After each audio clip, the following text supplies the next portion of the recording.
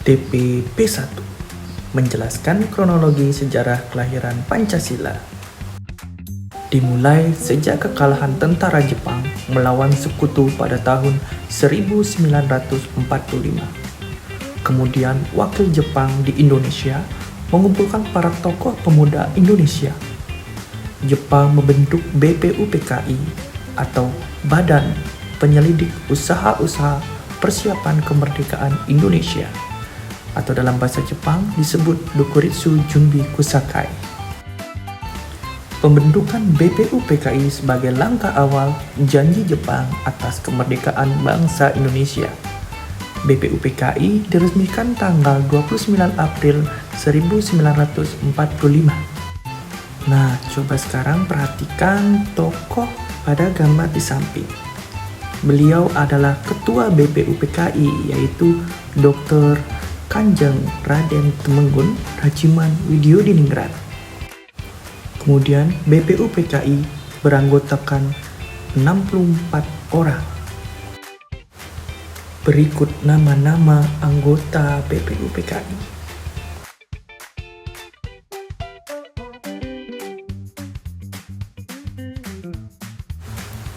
Tujuan BPUPKI yang pertama, mempersiapkan kemerdekaan Indonesia. Kedua, untuk mendapatkan dukungan rakyat Indonesia dalam upaya melawan sekutu. Ketiga, melaksanakan kebijakan politik Jepang di Indonesia.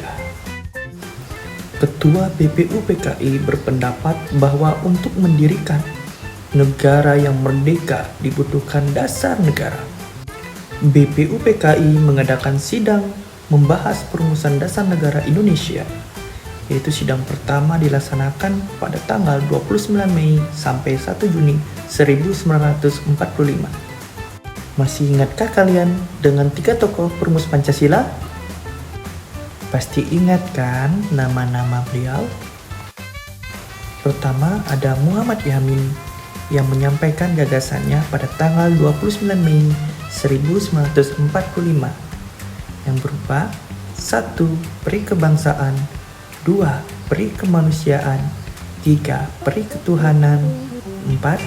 Peri kerakyatan, 5. Kesejahteraan rakyat. Kedua, Dr. Supomo. Dr. Supomo menyampaikan gagasannya pada tanggal 31 Mei 1945 yang berupa 1. Persatuan, 2. Kekeluargaan, 3. Keseimbangan lahir dan batin, 4. Musyawarah, dan kelima, keadilan rakyat. 3. Insinyur Soekarno. Insinyur Soekarno menyampaikan gagasannya pada tanggal 1 Juni 1945 dan memperkenalkan istilah Pancasila. Gagasan beliau 1. Kebangsaan Indonesia atau nasionalisme, 2. Internasionalisme atau peri kemanusiaan, 3. Mufakat atau demokrasi, 4. Kesejahteraan sosial, dan yang kelima, ketuhanan yang Maha Esa.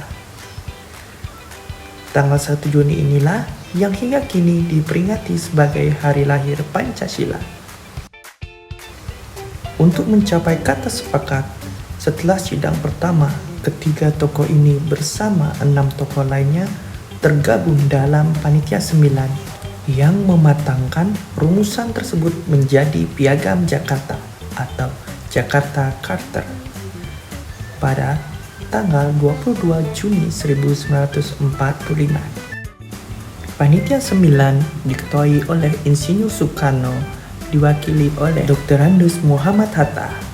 Kemudian anggotanya ada Muhammad Yamin, Alexander Andreas Maramis, Abdul Kahar Muzakir, Agus Salim, Abdul Wahid Yasin, Ahmad Subarju, dan Abi Kusno Cokro Sujoso. Berikut wajah-wajah mereka. Gagah-gagah kan?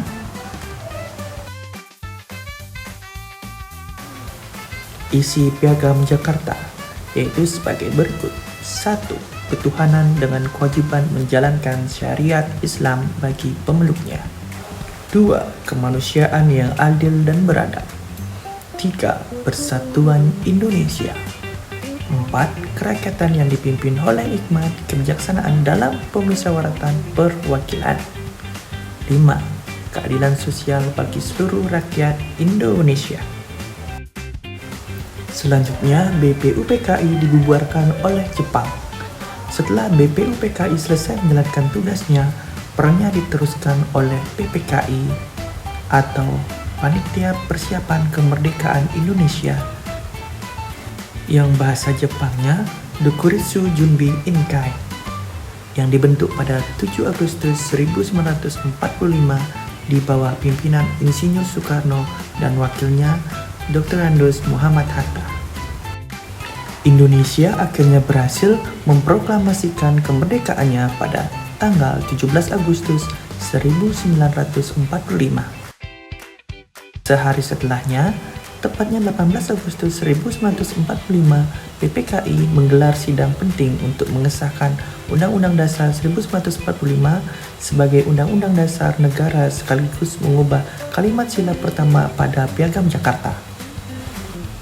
Dari ketuhanan dengan kewajiban menjalankan syariat Islam bagi pemeluk-pemeluknya menjadi ketuhanan yang Maha Esa.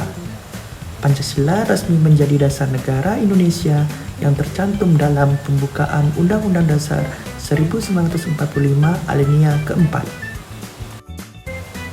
Wah, panjang sekali perjuangan rakyat Indonesia saat itu ya, demi Indonesia merdeka.